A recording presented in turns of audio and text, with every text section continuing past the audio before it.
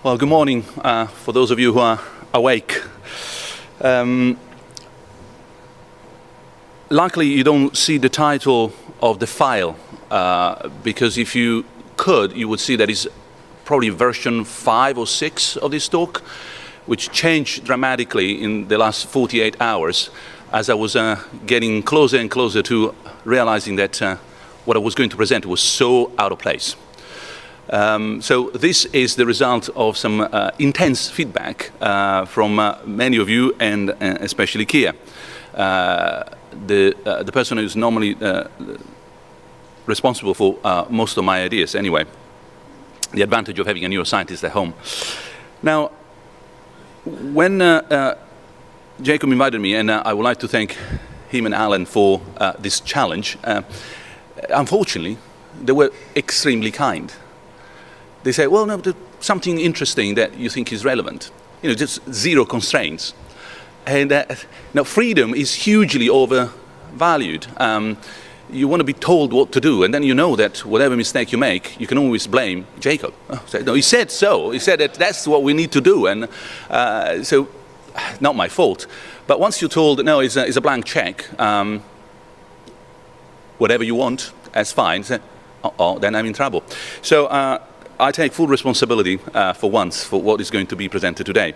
Now, the title became quite obvious. The ephemeral nature of the permanent self presented itself as a natural topic that I could contribute to this. But going into the presentation, I thought I could start with a methodological perspective first, to tell you why this is version 6 or 7 of my talk. There are many ways of doing philosophy, and most of them are fine. One way is to try to remove as opposed to add. Some of you will be reminded of Michelangelo, the art of sculpturing as opposed to painting. When you sculpture something, you remove. When you paint, you add. I took the road a long time ago from Rome of being a philosophical sculptor as opposed to a philosophical painter, of operating in my intellectual development by removing. And then I met someone who actually said that way better than I could possibly formulate it. Samuel Beckett, being asked why he had started writing in French, he said, in French, of course, to impoverish myself even further. Now, this impoverishment of your intellectual sort of legacy is what I've been aiming at for the past 25 years. And I had to say that, especially yesterday, I realized that I might have overdone it. That at some point I might have overstepped from impoverishment to being poor, which is a different concept. So if you find that the rest of this half an hour or so is actually quite shallow and poor in concepts, that it doesn't scratch the surface, that in fact is a waste of your time, well, once again, there is no Jacob to blame for, it's just me. I might have overstepped the limit. The limit was called analytic philosophy, and it was called mathematical logic. As a young graduate student, moment of confession, I thought, how do you impoverish yourself intellectually? How do you make your life lean, no fat, only muscles? For some of us who are too keen on sport. Logic, the if-then. That's the only thing that matters, and that's the only thing you are ever going to use. What's the premise? What's the inference? What's the conclusion? And does the premise lead to the conclusion through that particular inference? If then, if then, if then. And then at that point, you know that you are lean and running fast. Unfortunately, you miss most of the world. And as I said yesterday, especially, it became quite clear that with all that if-then, culture has escaped the leaning moment. Now, with that out of the way, a bit of Plato to begin with. So I'd like to tell you something about the self, the nature of the self in the 21st century, and what happens to the nature of the self in a world dominated by digital technologies. Now, that's my area of work, the impact of the digital on human life. As you may imagine, is a rather, especially for philosophy, new area. That's the difference between Kia and myself. She works on the fraction of milliseconds, we work on centuries. The gap, temporally speaking, is quite huge.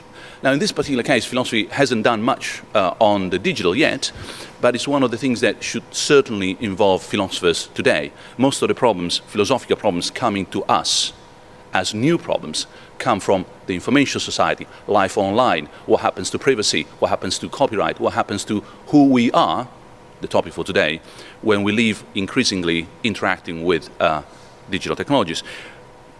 But as a philosopher, I tend to take the long run in order to jump forward. So to discuss it, let's talk about Plato first. Normally, the wider the gap, the longer the run-up has to be. Now, Plato, in his super famous, now the philosophers will be probably disgusted by any reference to this. This is, it's trivial stuff for anyone who's done any philosophy in his life or her life. Refers to the self or the I or the ego, and I'm going to be very generic about this, as this particular chariot with horses and a driver. We liken the soul to the composite nature of a pair of winged horses and a charioteer, and the rest is in front of you. What I found puzzling, and remember, now this is the logician speaking, now the simple-minded, the lean runner, is that for 25 centuries we've been obsessed with the nature of the horses and the charioteer. We'll be discussing what they are, what they do, how they interact. But actually, even in Hume, at some point, you find, although not in the terms that I'm going to use, a puzzle, which is, what's the chariot? Because if there is no chariot, if there is no infrastructure, nothing holds. In other words, the unity of the self, assuming that this multi-composite nature of the self, which could have easily Freudian interpretations, assuming that we are now a composite of many parts, what glues all these parts together? So here is what, in a computer science context, will be called a multi-agent understanding of the self. There are many agents, you are, we are, many components, something keeps that together.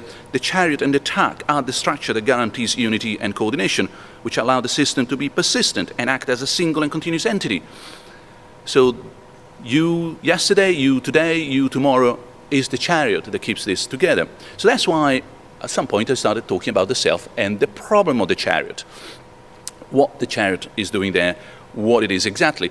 And philosophy actually has a couple of answers to that, and that's how I want to move forward. If we coin a new word to talk about a theory of the self as egology, which is self-explanatory, or an ontology, understanding of the intrinsic deep nature of the ego or the self, well, Plato's interests were entirely ethical, so he couldn't bother too much in sort of making clear his metaphor. He was interested in the life of the multi-agent system, the tripartite self, the two horses, the charioteer. But today we have a couple of approaches to that. One is diachronic. Remember, we want to know how this system keeps working as a unity. Remember the wholeness, the unity that we were discussing yesterday. One is diachronic, through time. You have an ontology of the ego or the self as a philosophy of personal identity. It's the identity that matters. Who can say that you are the same you were last year? So how you re-identify something through time and possible worlds in different circumstances, for example. But the other one is synchronic. Or what does it mean to be that particular self as opposed to another self? And therefore the emphasis is on personal as opposed to identity. How you characterize in time a individual. Now these two views, through time or in time, characterization or re-identification, have in their turn further branches. And I'm giving you now a 101 philosophy of mind for beginners here. Forgive me for those of you who know this by heart. In terms of a diachronic or diatopic re-identification of the self, how do you know that you are the same you are in that particular picture, now taken 10 years ago? We got two positions. One is called endurantism, the other one is called perdurantism. Philosophers are particularly keen on isms, unfortunately. We think it gives us a sense of scientific nature. A self exists at each moment of its history, and the same self exists at each moment. That's therefore you endure through that. You're like a block of marble that goes through a river. No, at the other side of the river, you're still that block of marble. Or a pendurantism. A self is a four-dimensional, a bit of physics here, three for space, one for time, entity made up of a series of spatial and temporal parts. You look more like a movie, frames in that particular sort of time. Now, the debate between these two has been endless. We will not take care of that, because I believe that it doesn't matter. This is not about the self only. It has been with us since Theseus' ship. And if you haven't encountered Theseus' ships, which is kind of a classic in philosophy, is the equivalent of the Polish axe. This axe is my grandfather's axe.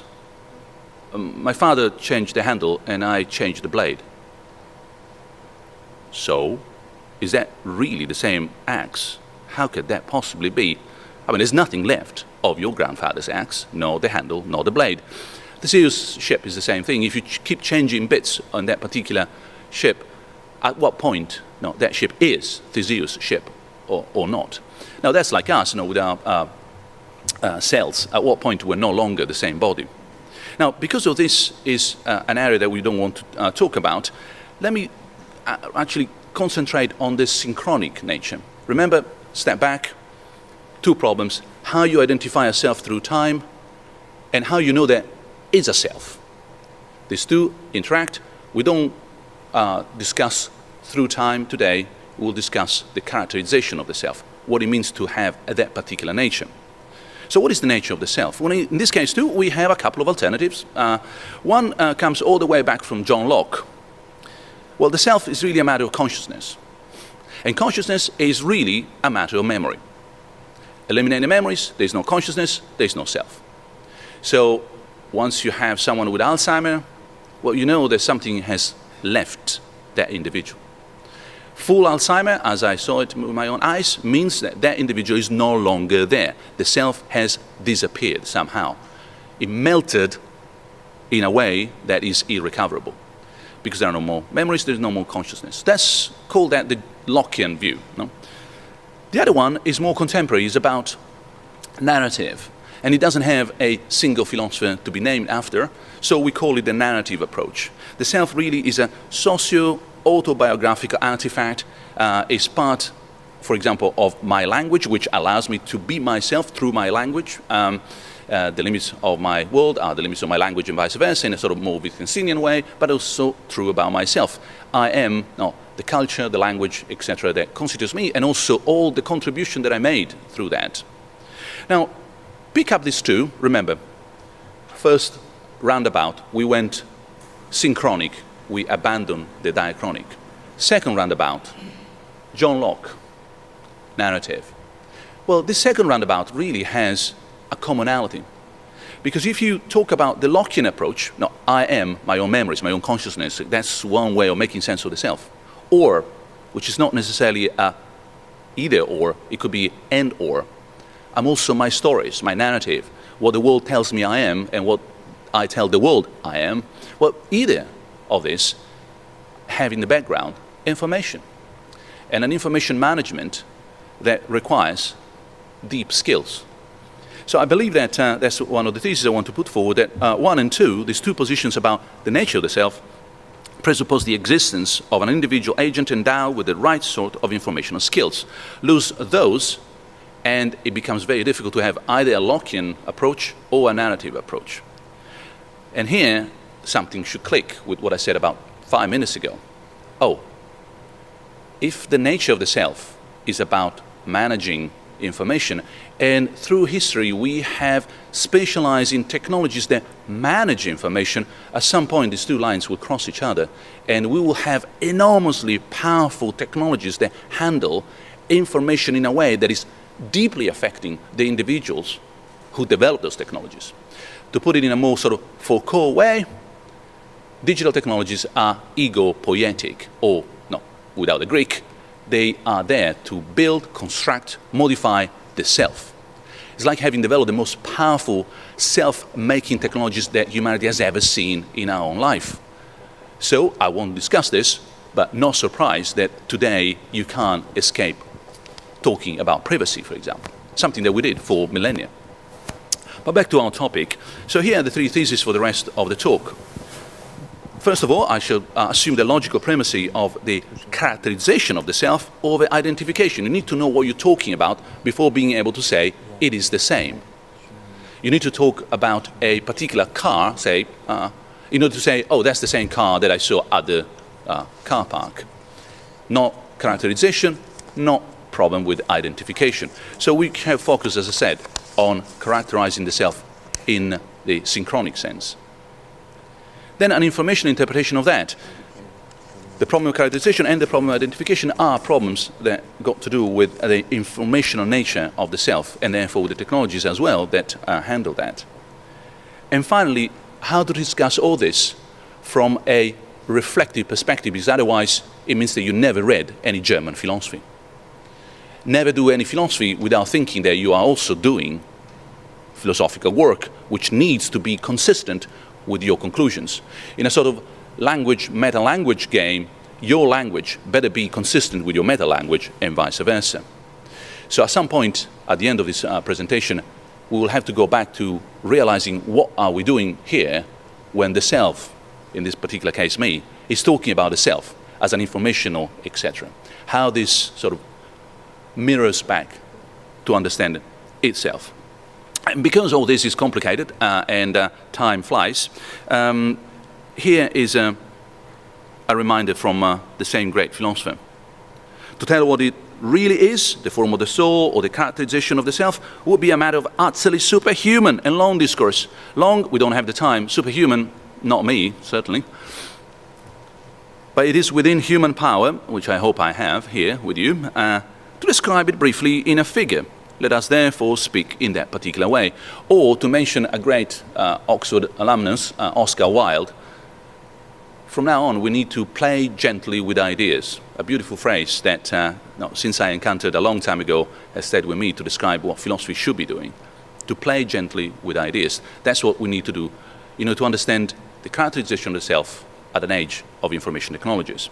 So ICTs as technologies of the self, of course, interact with the self in a variety of ways, through interactions, through memory, time, space, embodiment, the digital gaze. There is no time for all that. Remember Plato? No, we don't have all that time, and I need to be rather gentle, not least because I want to discuss all this from a logical realization, so I shall skip most of the steps. Luckily, for those of you who are not really keen, desperate, suicidally desperate to know more, well, I can point out some literature. So I shall cover only a couple of points, memory and the digital gaze, for two reasons. Memory, because that's Google for you, and the digital gaze, because that's Facebook for you. So, memory. Remember, personal identity is about a narrative, it's about memory, it's about managing information properly. It's not just about quantity, it's also quality. What is available and accessible of personal records. The trouble is that the more narratives are there, the more you become constrained. You become a fixed self. I said there is no time today, maybe during the Q&A, if you're curious, to discuss more at length what it means to fix the self. But anything that looks like profiling, or this constantly evolving work in progress that is the self, means freezing that self around a particular nature. If you are someone who has enjoyed Harry Potter Volume 1, well then Amazon will suggest that you're going to like Volume 2 and 3 and 4.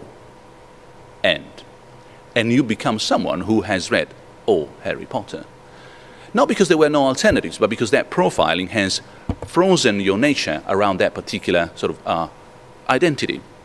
How much freedom was there from someone who's constantly in progress? So the problem here is that the more memory there is, the less freedom we enjoy. In a way, the past used to be a time where we had a problem of recording something because it was very difficult. You would think twice before chiseling something on a stone. There's not kind of a delete kind of button at that point. But at the same time, we moved recently from a sort of culture of recording to a culture of forgetting. Everything gets recorded. Is what you want to forget that requires that extra effort. Those pictures on the iPhone that shouldn't be there because there is no more space in that iPhone. And by the way, more if you like, that experience is a world experience. We don't produce enough support for memories, for all memories to be recorded. So here, more memory means less self-dimensions, which means that the future will see more potential solutions, new and refined autobiographical skills, capturing, editing, saving, conserving, curating one's own memories for personal and public consumption. So at this point, and again, I'm being superficial, remember, I promise to be rather skimpy. The whole debate about the right to be forgotten, that is the way of approaching it.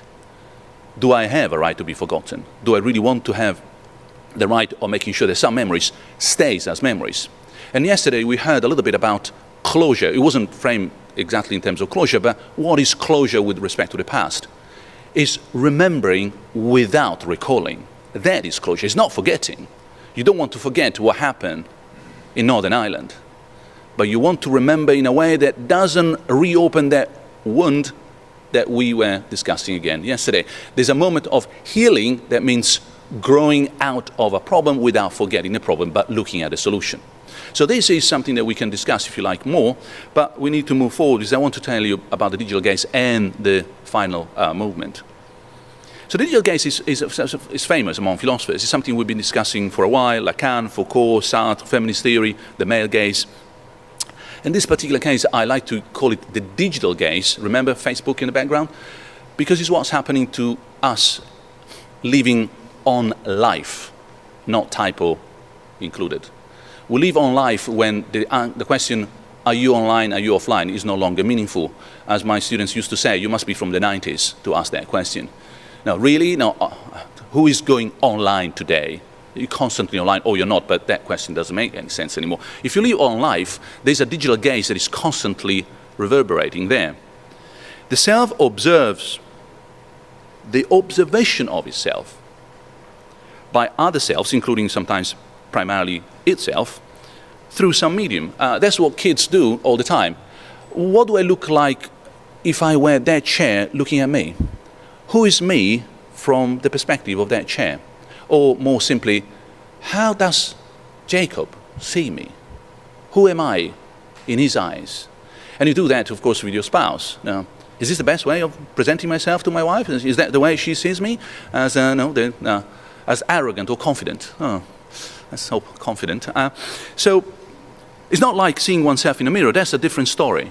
That's nothing to do with this. This is ego surfing or vanity googling. How many times a day you search Luciano Floyd, is anyone talking about me? That's not what I'm talking about here. It's seeing oneself as seen by others by using a mirror, for example. Say, oh, that's probably, the mirror tells me maybe that's the way they see me today. So this, which is quite ordinary in sort of child development, is something that stays with us after childhood now.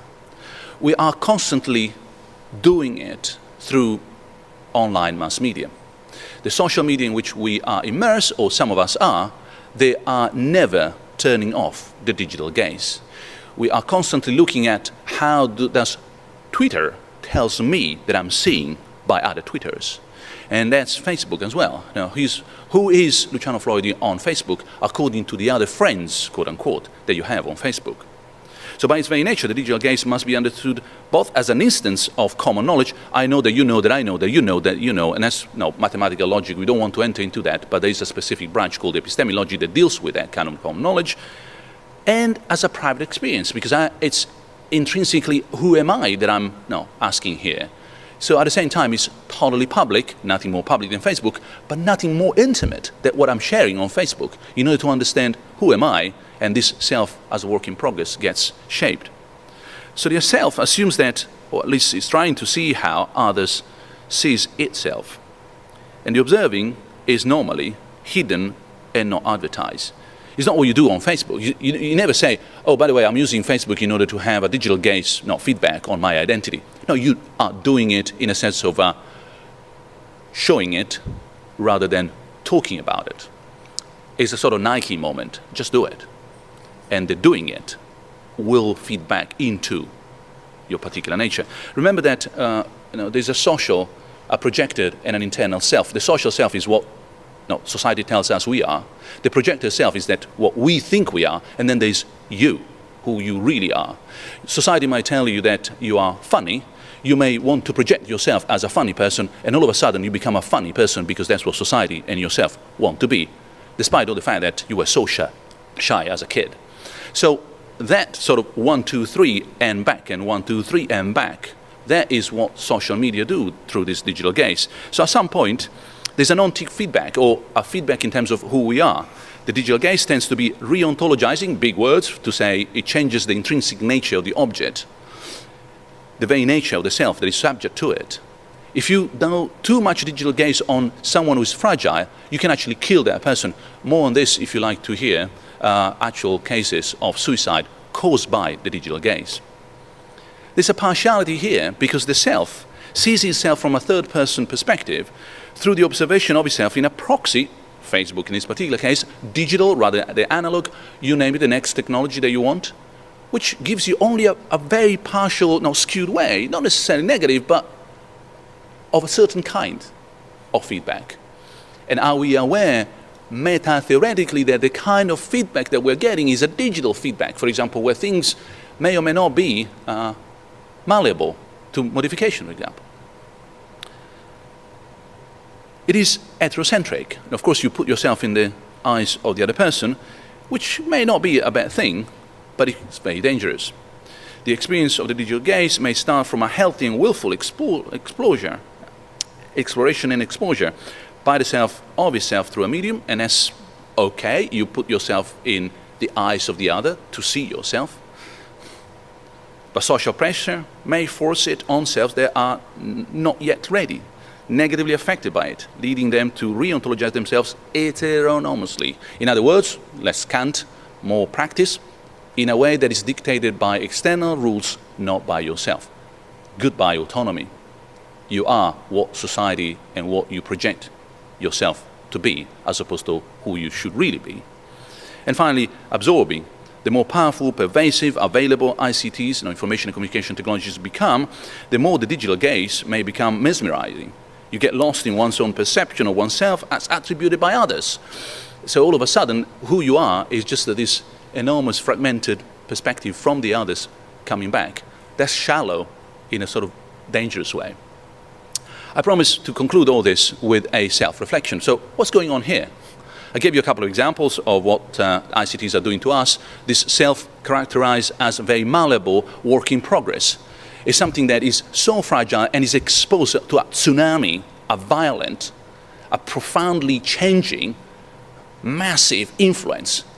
No wonder we feel like something is happening to us. We almost feel like violated by the sort of world in which we live. Now, we need protection, we need other ways of dealing with this. We are not prepared. Our culture has never prepared us to this particular corner. We are the transient generation. No one will ever perceive, as we have, the transformation from the analog to the digital. Other transformations will happen. Other wills will be invented in the future. But this particular will, we saw it happening.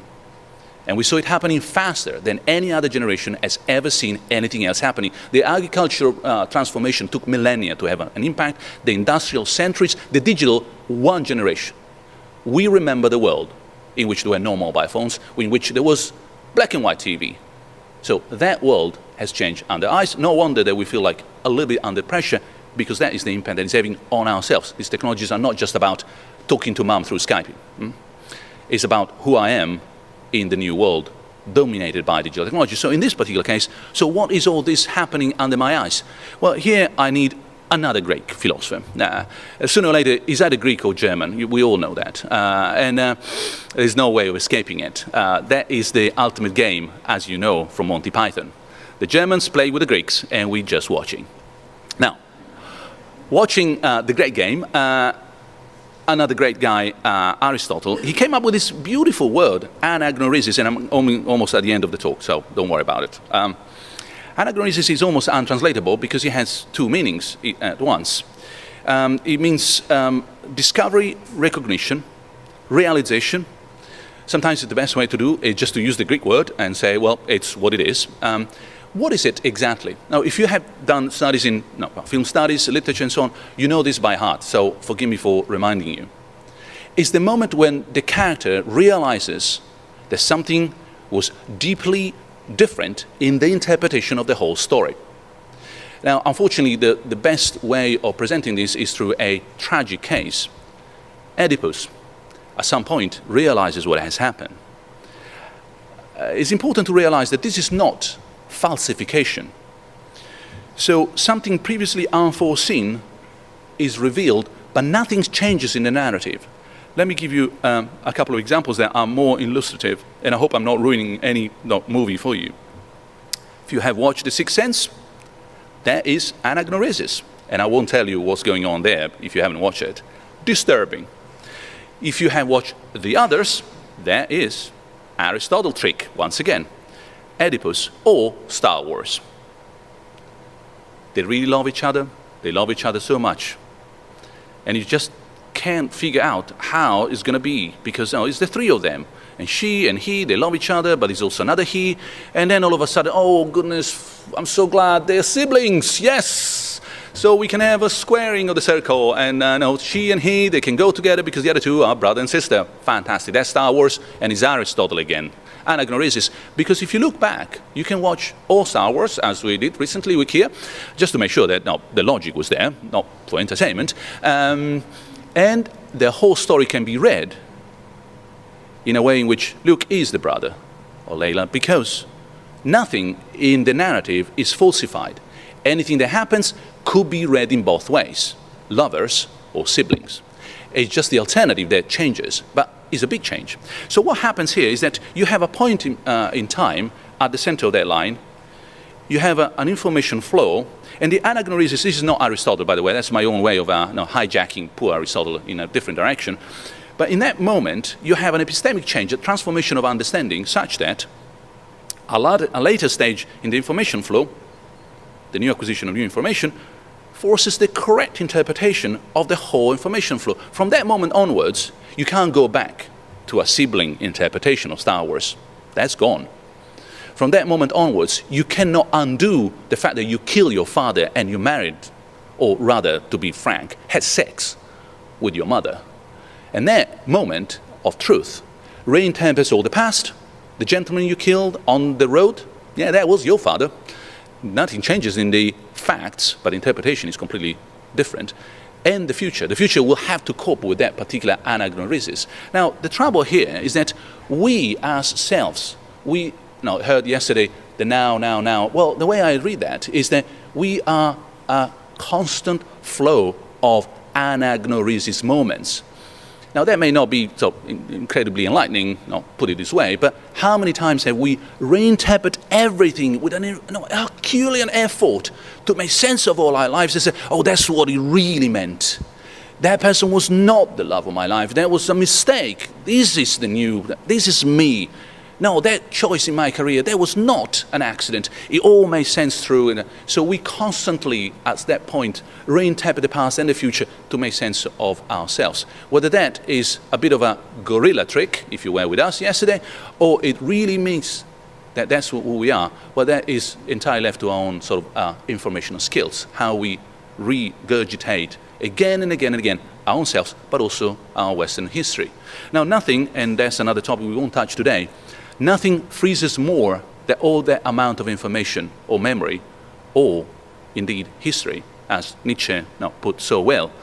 You have all that history in front of you, and that can actually be a great springboard or an anchor around your neck. Whether it's a springboard for future development or an anchor around your neck that sinks you to the deepest possible frozen inactivity, that's largely up to us. But back to us, so the process of progressive detachment of the self from the world, in a sort of Fichtean way, the non-self, is reconstructed by the self from the self perspective. And that's the ultimate meta-theoretical, philosophical anagnorisis that we've done through Western culture. Such perspective is inescapable. We can't avoid doing it, remaking sense. It's like not seeing faces in the clouds. We can't help it, but we can be aware of that sort of particular moment. So in this, we can be critically aware of our skills and our inability to escape it. So once we realize that it is the self that is speaking about itself, then we may be able to appreciate that it's actually through the self that information becomes self-aware. In this particular world, we are the ultimate negation of entropy, through which information as patterns out there become aware. We are temporarily, as selves in this particular universe, the ones that are ephemeral but also essential for information to become self-conscious. So there are only information patterns in the world. In fact, the world is the ultimate, the totality of information patterns, Wittgensteinianly put. Some are things, some are organisms, and some are minds. But only minds, like ours, are able to interpret information patterns as things, as organisms, or selves. So we are special, but we are special because we are, in a way, a beautiful glitch.